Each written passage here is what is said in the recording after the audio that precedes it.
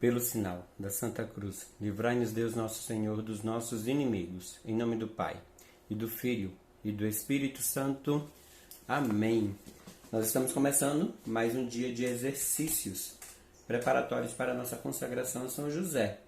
Quero dizer a você que são 33 dias. Não é fácil para ninguém, mas é uma forma que São José quer para chegar ao nosso coração. Você percebe 33 dias, o tempo que nós vamos levar, o hábito que nós vamos adquirir, o conhecimento que nós vamos ter de São José e o amor que nós vamos ter por ele, e também o pedir a sua intercessão na nossa vida vai ser diferente.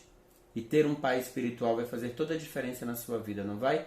Na minha também já fez. Ter a São José como pai espiritual, como diretor da minha alma, como aquele que me conduz e que me ensina todos os dias a acolher Jesus. Hoje nós vamos fazer assim, diante deste ícone de São José, com o menino Jesus nos braços, e da imagem de São José operário, para nos lembrar de duas coisas. Nós precisamos trabalhar. Ninguém está dispensado do trabalho. São José precisou trabalhar para alimentar o Filho de Deus. São José ensinou a Jesus um ofício, o ofício da carpintaria.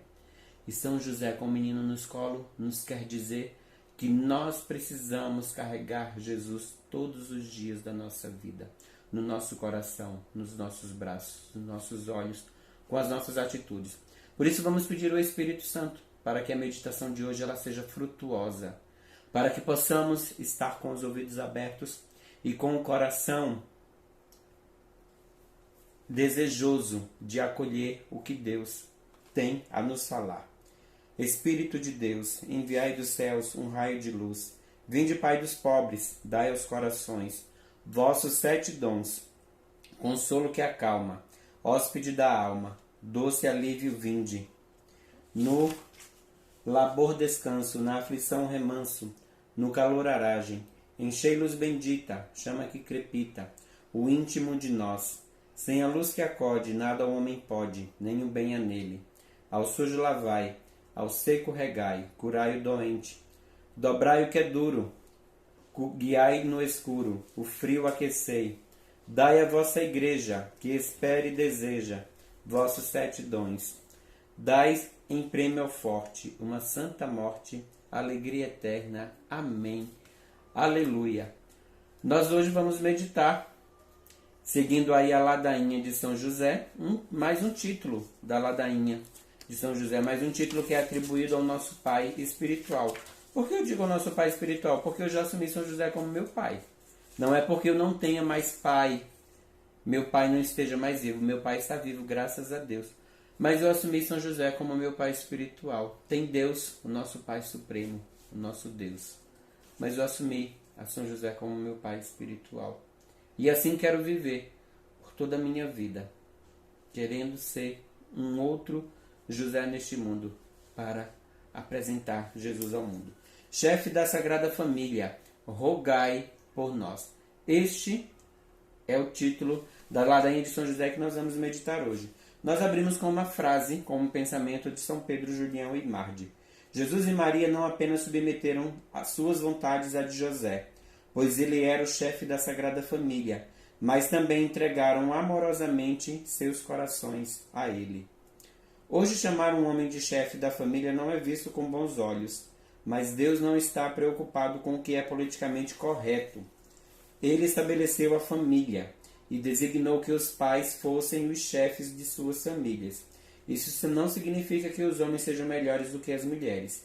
A maior pessoa humana que já viveu não foi um homem, mas uma mulher, Maria, a mãe de Deus. Jesus é uma pessoa divina e humana. Tanto Jesus quanto Maria tinham grande alegria com a liderança de São José em sua casa. Porque muitas pessoas se ofendem com essa terminologia hoje em dia. Infelizmente, por casos de abuso emocional, físico ou sexual por parte de uma figura paterna. Esse tipo de abuso quebra o coração de Deus. No entanto, a crise na masculinidade pode ser corrigida se os homens começarem a imitar São José. Seu exemplo paternal mostra que força, autoridade e liderança devem estar a serviço dos outros. O Papa Leão XIII tem um pensamento também muito importante sobre isso. Em José, os chefes de família são abençoados com um modelo insuperável de vigilância e cuidado paternal. Que tal você na sua casa começar a devoção a São José, ter uma imagem de São José, apresentar a seus filhos São José como modelo de vida ao seu esposo, mas sem muita petulância, só apresentar, olha, está aqui São José, o pai de Jesus, ele é o modelo para todo homem. E ele é o grande modelo para corrigir a crise da masculinidade que vivemos nos dias de hoje. Você sabe muito bem do que eu estou falando. Então São José é o modelo. Por abandonarmos a Deus e deixarmos de buscar o modelo em Deus, a sociedade busca o modelo em qualquer lugar, menos no reino dos céus. Mas vamos lá. Os maridos e pais precisam imitar São José. Famílias de todo o mundo experimentarão uma revolução de santidade se os maridos imitarem São José. Passagens importantes do Novo Testamento não serão mais vistas como ofensivas, mas vivificantes. Na carta de São Paulo aos Efésios 5, do versículo 21 ao 33, nós encontramos o seguinte: sede submissos uns aos outros no temor de Cristo. As mulheres sejam sujeitas a seus maridos como ao Senhor, porque o marido é cabeça da mulher, como Cristo é cabeça da igreja, que é seu corpo, do qual ele é o Salvador. Assim como a igreja está sujeita a Cristo, assim o estejam também as mulheres a seus maridos em tudo. Maridos, amai as vossas mulheres, como também Cristo amou a igreja e por ela se entregou a si mesmo para a santificar, purificando-a no batismo da água pela palavra, para apresentar a si mesmo esta igreja gloriosa, sem mácula, nem ruga, ou coisa semelhante, mas santa e imaculada. Do mesmo modo, os maridos devem amar as suas mulheres, como ao seu próprio corpo. Aquele que ama a sua mulher, ama-se a si mesmo. Com efeito, ninguém aborreceu jamais a sua própria carne, mas nutre-a e cuida dela, como também Cristo faz a igreja, porque somos membros do seu corpo. Por isso deixará o homem seu pai e sua mãe, e se unirá à sua mulher, e serão os dois uma só carne. Grande mistério é esse, ou eu o entendo em relação a Cristo e à igreja. Por isso também, cada um de vós ame a sua mulher como a si mesmo, e a mulher respeite a seu marido. Faça de São José o chefe espiritual de sua família. Obtenha uma estátua ou uma bela imagem de São José para sua casa. Coloque-a em um lugar de destaque e frequentemente invoque a intercessão de São José em família. Você verá a diferença que São José faz. É por isso que eu digo para algumas pessoas, no ano de São José ele foi inoculado na igreja, ele foi apagado. As pessoas como que nas igrejas, na paróquia, ninguém fala do ano de São José, das indulgências que a gente pode lucrar. Inclusive, no meu canal aqui no YouTube eu tenho uma série sobre as indulgências do ano de São José. Lá no blog tem um texto sobre as indulgências do ano de São José que você ainda pode lucrar. Mas é interessante que o Papa Francisco, atualmente agora nesse mês de novembro, até encerrar o ano de São José, as catequeses da quarta-feira estão todas sendo relacionadas a São José. Então, se o povo ainda não teve a oportunidade de ouvir durante esse ano de São José alguma coisa, o Papa Francisco está dando este toque. Vamos a um pensamento de São João Paulo II.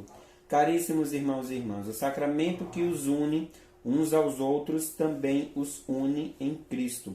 Une vocês com Cristo. Grande mistério é esse, que se apresenta em seu meio, suas almas, suas famílias e suas casas. São José estava bem ciente disso.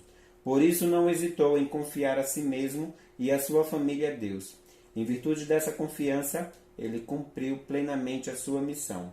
Deus lhe confiou para o bem de Maria e de seu filho. Apoiado no exemplo e proteção de São José, ofereça um testemunho constante de devoção e generosidade. A importância de São José para este ano, ela é grandiosa. E para esses tempos atuais, em que a masculinidade está em crise, em que os homens não conseguem mais viver a sua identidade própria de homens, muitos homens para conquistar as mulheres querem se tornar uma outra mulher, é desafiador, isso nos tempos de hoje. Mas São José é o grande referencial. Por não termos e não buscarmos o referencial na nossa vida, nós estamos vivendo isso na nossa sociedade. É preciso que os pais cristãos com consciência e vendo toda essa revolução acontecendo na humanidade, apresentem aos filhos, coloquem as famílias sobre a guarda e sobre a proteção de São José. Continuando a nossa meditação, nós vamos falar um pouquinho sobre a Santa Casa de Loreto. Aqui no texto você vai conhecer do que se trata esse tema. Já vou abrir com um pensamento de São Pedro Canísio. Haverá alguém que já tenha visitado Loreto, não viu como com os próprios olhos e ouviu com os próprios ouvidos as prodigiosas obras de Deus, nem as sentiu em sua alma. A casa mais santa do mundo está na Itália. Foi isso mesmo que você leu. Ela ficava na Terra Santa, mas mudou de lugar. A casa da família de Jesus, Maria e José está localizada na cidadezinha de Loreto, na Itália. Como ela foi parar ali? Bem, o que você está prestes a ler é a história real de como a Sagrada Família em Nazaré foi transportada para a Itália por anjos. A casa da Sagrada Família foi transportada de Nazaré para a Itália por anjos. E a história é tão fascinante que depois de lê-la, é provável que você queira ir para Loreto. De acordo com historiadores, a casa da Sagrada Família permaneceu em Nazaré por 13 séculos. Então, no dia 10 de maio de 1291, ela desapareceu de repente. Tudo o que restou da casa foi o alicerce. O súbito desaparecimento da casa foi notado por todos em Nazaré, deixando a comunidade inteira perplexa. Era impossível que uma pessoa ou um grupo de pessoas a removesse tão depressa, sem que ninguém percebesse. Reza a tradição que a Santa Casa foi transportada de Nazaré por anjos. Nos relatos de suas experiências místicas, a beata Ana Catarina Emmerich falou sobre a transposição angelical da casa. Ela afirma: testemunhei muitas vezes, em visões, a transposição da Santa Casa para Loreto. Por muito tempo não conseguia acreditar, e não obstante continuava a ver. Vi a Santa Casa ser carregada por sobre o mar por 7 anjos. Ela não tinha alicerce, mas debaixo dela havia uma superfície de luz cintilante. De ambos os lados havia algo como um pegador. 3 anjos carregavam-na de um lado e 3 do outro. O 7º pairava à frente da casa, deixando atrás de si uma longa cauda de luz. Fascinante. Contudo, o que a beata Ana Catarina não notou em suas visões foi que os anjos primeiro levaram a Santa Casa de Nazaré para a pequena cidade de Tissarte, uma região na atual Croácia. À época, a Croácia era conhecida como Ilíria ou Dalmácia. Por que os anjos a levaram para lá? E afinal, qual era o objetivo da mudança? A Santa Casa foi transportada em 1291. 3 anos depois, ficou claro o motivo que levou os anjos a transportarem-na para fora de Nazaré. Em 1294, toda a cidade de Nazaré foi saqueada por invasores muçulmanos. Se a Santa Casa tivesse permanecido em Nazaré, os muçulmanos a teriam destruído por completo. Deus previu o sacrilégio e enviou seus anjos para transportar a casa para outra localidade. Ao longo dos séculos, Deus usou pessoas como Santa Helena para retirar relíquias, que são objetos sagrados associados a Jesus, Maria e aos santos da Terra Santa, e transferi-las para lugares mais seguros. Certa vez, São John Newman visitou a Santa Casa e fez uma declaração bastante esclarecedora a respeito de sua transposição. Ele escreveu: aquele que fez flutuar a Arca de Noé nas vagas de um mar que cobria o mundo inteiro e encerrou nela todas as coisas vivas, que escondeu o paraíso terrestre, que disse que a fé podia mover montanha, que sustentou milhares por 40 anos em um deserto estéril, que transportou Elias e o manteve oculto até o fim, também poderia operar essa maravilha. E na realidade vemos todos os demais registros de Nosso Senhor e de seus santos reunidos no coração da cristandade, vindo dos confins da terra, à medida que o paganismo avançava sobre eles, isto é, suas relíquias. Santo Agostinho deixa Hipona, o profeta Samuel e Santo Estevão deixam Jerusalém. O berço em que Nosso Senhor foi reclinado deixa Belém com São Jerônimo. A cruz é desenterrada. Santo Atanásio vai para Veneza. Em suma, não tenho dificuldade de crer nisso. Mas por que ela foi primeiro para a Croácia? Porque os anjos não a levaram diretamente para a Itália? Ninguém sabe a resposta. Talvez Deus quisesse abençoar a terra da Croácia com a presença da Santa Casa, antes de levá-la para sua localização final. Certa vez, Jesus curou um surdo em estágios não de imediato. O fato de os anjos transportarem a Santa Casa para diversas localidades antes de finalmente colocá-la em Loreto tem o efeito de produzir um grande número de testemunhas do prodigioso desaparecimento e reaparecimento da casa. Em outras palavras, ao permitir que a casa fosse mudada de lugar várias vezes antes de fixá-la em Loreto, mostra que ela não estava sendo movimentada pelo homem, mas pelos santos anjos de Deus. Estudemos de forma mais detalhada todas as transposições milagrosas da Santa Casa. Em 10 de maio de 1291, dia em que a Santa Casa desapareceu de Nazaré, pessoas do vilarejo de Tsarte, na Croácia, testemunharam o súbito aparecimento de uma nova casa no vilarejo. Nenhum dos moradores dali sabiam como ela havia aparecido. Curiosamente, os habitantes do lugar observaram que as 4 paredes da casa repousavam sobre o solo. A casa não tinha alicerce.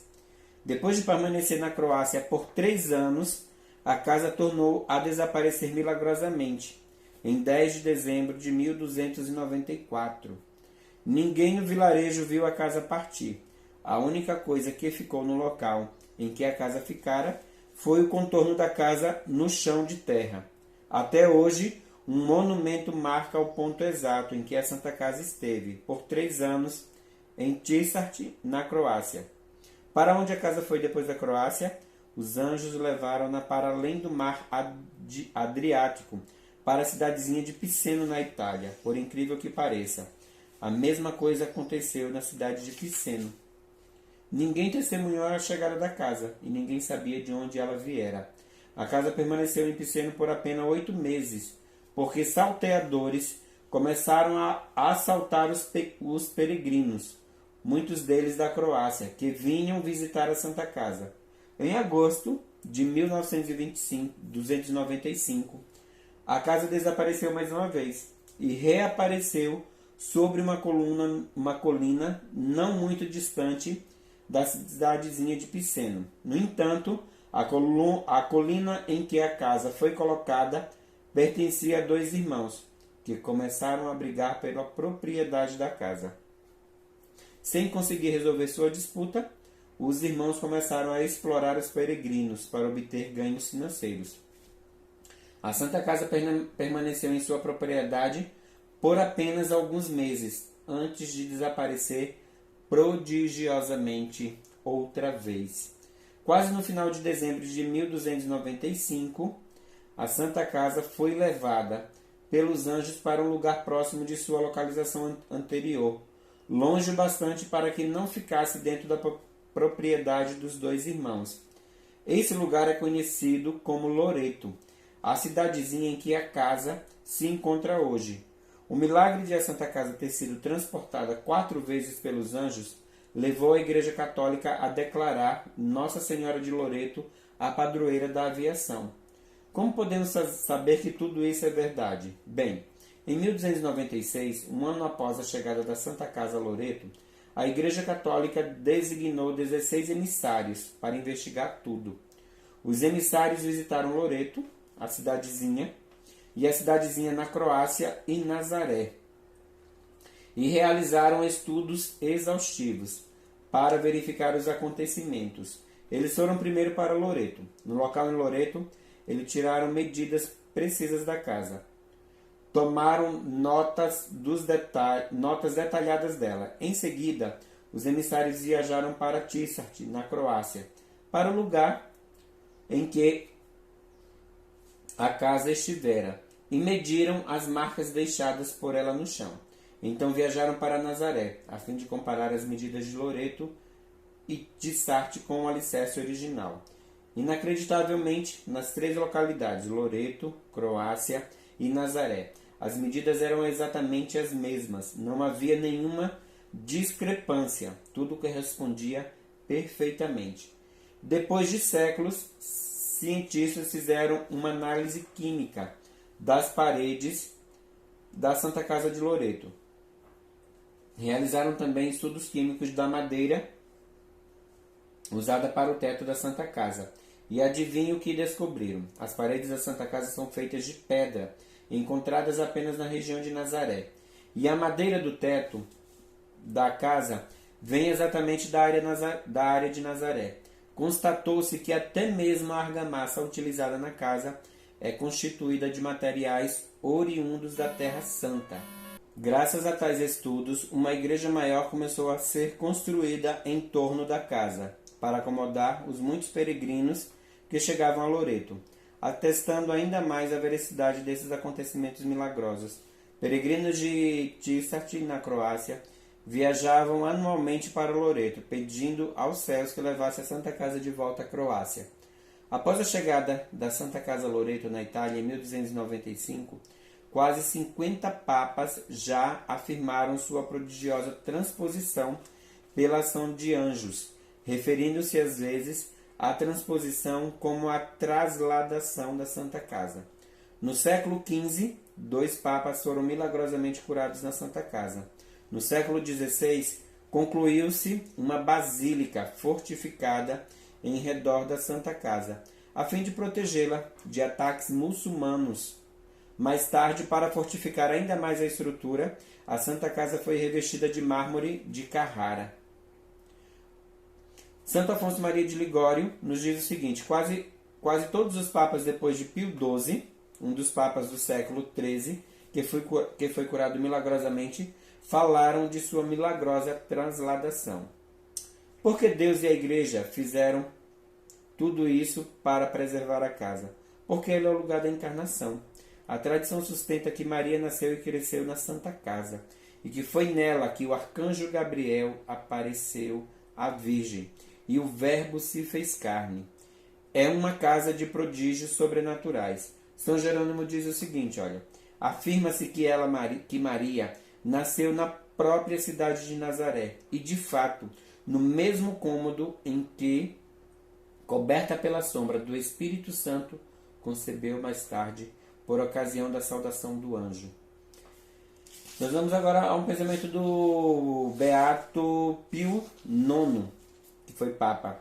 É na verdade a casa de Nazaré que se venera em Loreto, aquela casa amada de Deus por tantos motivos, construída originalmente na Galiléia, separada de seu alicerce e transportada pelo poder divino, primeiro por sobre mares, para a Dalmácia, e daí para a Itália, a bendita casa na qual a Santíssima Virgem, predestinada desde toda a eternidade e absolutamente isenta do pecado original, foi concebida, nasceu e foi criada, na qual o mensageiro celeste a saudou como cheia de graça, na qual ela se tornou a mãe do Filho único de Deus.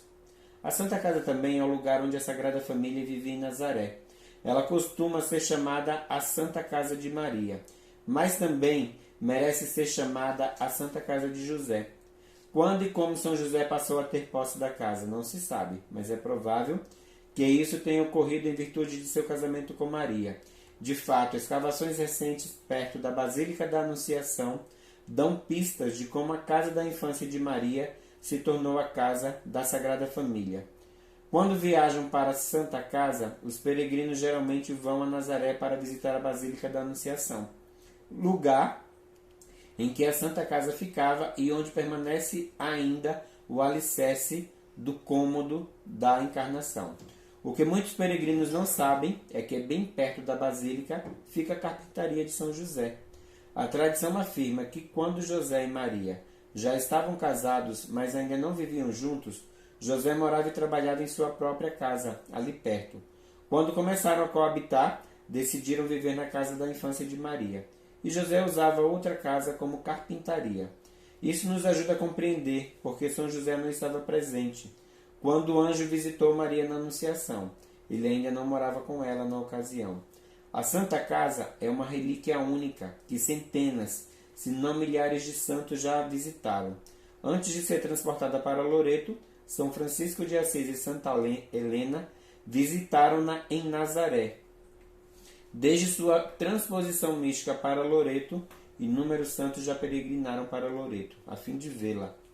Dentre eles, nós temos Santo Inácio de Loyola, São Francisco Xavier, que fez uma peregrinação para Loreto antes de partir em sua viagem missionária para a Índia, São Francisco de Borja, São Carlos Borromeu, São Pedro Canísio. Ele defendeu a veracidade da Santa Casa contra os protestantes que diziam tratar-se de uma lenda.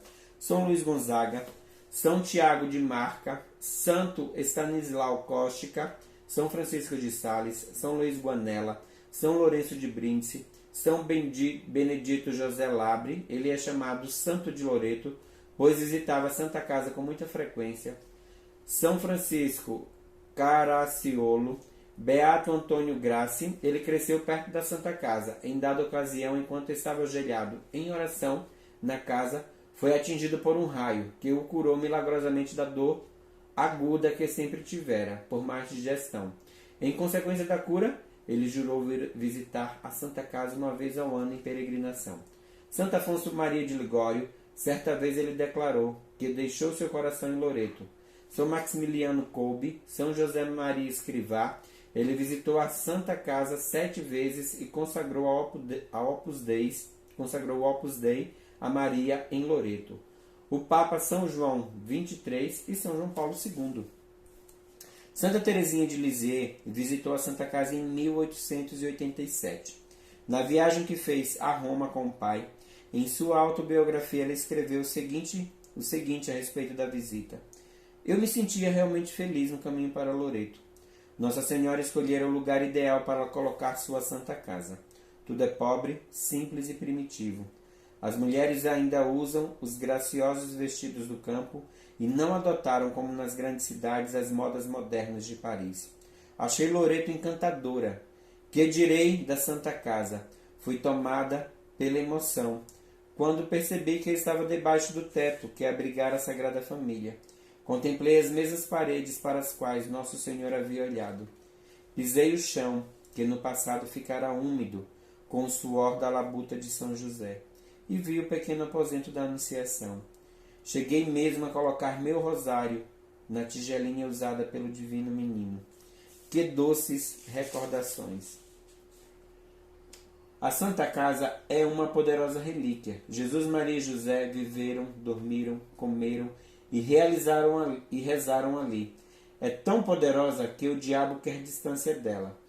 O Beato Batista Mantuano, de 1447 a 1516, prior-geral da Ordem Carmelita, que foi de 1513 a 1516, e padre muito devoto da Santa Casa, deixou o seguinte testemunho ocular de um exorcismo realizado em uma mulher dentro da Santa Casa de Loreto, em 16 de julho de 1489. Não deixarei passar algo que vi com meus próprios olhos e ouvi com meus próprios ouvidos. Aconteceu que uma senhora francesa, de posses e berço, de nome Antônia, que havia muito era possuída por espíritos malignos, foi levada para dentro do espaço santo pelo marido, para que fosse libertada. Enquanto um padre, chamado Estevão, homem exemplar, lia sobre ela os exorcismos de praxe, um dos demônios que se gabava de haver instigado o massacre de todos os inocentes, sendo indagado para sua confusão se aquele for o aposento da Imaculada Virgem, respondeu que eu fora. De fato, mas que o admitia, confessou contra sua vontade. Obrigado por Maria confessar a verdade. Além disso, ele indicou na Santa Casa o lugar em que estivera Gabriel e Maria igualmente. A Santa Casa tem até mesmo sua própria festa litúrgica. Em 12 de abril de 1916, o Papa Bento XV publicou um decreto que estabelecia o dia 10 de dezembro como a festa litúrgica anual da Transladação da Santa Casa. Até hoje, a festa da Transladação da Santa Casa é celebrada com grande alegria em Loreto, todo dia 10 de dezembro. Naquela Santíssima Casa se deu o início da salvação do homem, pelo grandioso e admirável mistério de Deus feito homem. Em meio à pobreza dessa habitação isolada, viveram aqueles modelos de vida e harmonia doméstica. Isso é um pensamento do Papa Leão XIII.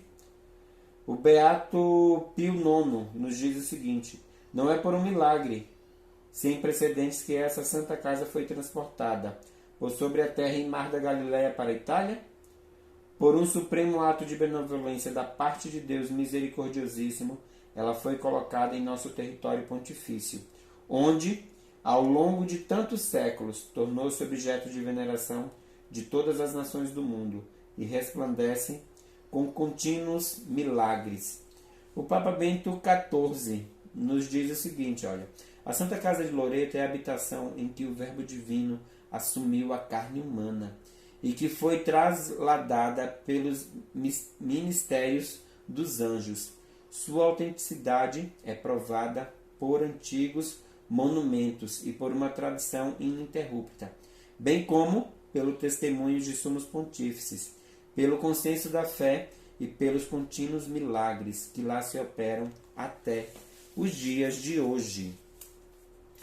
Eu não conhecia essa história, vim conhecer este ano, estou apresentando para vocês porque esse é o fato da nossa meditação do dia de hoje, não é?